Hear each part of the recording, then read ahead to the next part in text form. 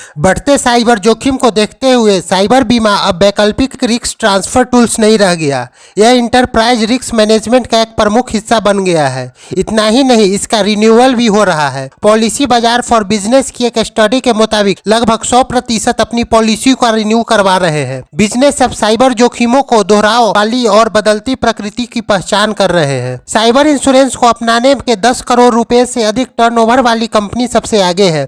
यह दर्शाता है कि अधिक रेवेन्यू वाले कारोबार रिस्क मैनेजमेंट को लेकर अधिक सक्रिय है। सेक्टर वाइज बात करें तो स्टडी के मुताबिक साइबर इंश्योरेंस ने अपनाया जाना प्रमुख रूप से 5 इंडस्ट्री पर केंद्रित है। BFSI बैंकिंग, फाइनेंस सर्विस और इंश्योरेंस सेक्टर सबसे आगे है। साइबर बीमा लेने वाली कंपनियों में 35 से 40% BFSI सेक्टर है। वित्तीय धोखाधड़ी, डेटा उल्लंघन और रेगुलेटरी जांच में उच्च जोखिम को देखते हुए फाइनेंशियल सेक्टर साइबर बीमा का सबसे बड़ा उपभोक्ता है।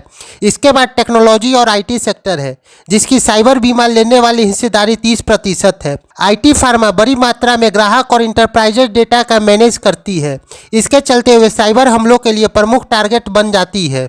स्टार्टअप, हेल्थ केयर और लॉजिस्टिकल सेक्टर में कितनी हिस्सेदारी?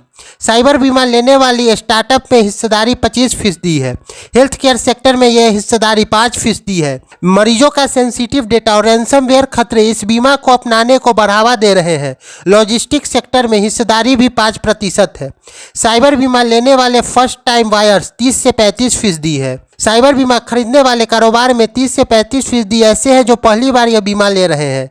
यह इस बात को दर्शाता है कि साइबर बीमा को लेकर जागरूकता बढ़ रही है। यह ट्रेंड रिएक्टिव और प्रोएक्टिव साइबर रिस्क मैनेजमेंट की ओर शिफ्ट की ओर इशारा करता है। लगभग 1/3 खरीदार नए ग्राहक होने के कारण बाजार में पैठ स्पष्ट रूप से दिख रहा है। जो कंपनी पहले साइबर जोखिमों को कम आंकती थी, अब साइबर हमलों के वित्तीय आसार को पहचान रही है।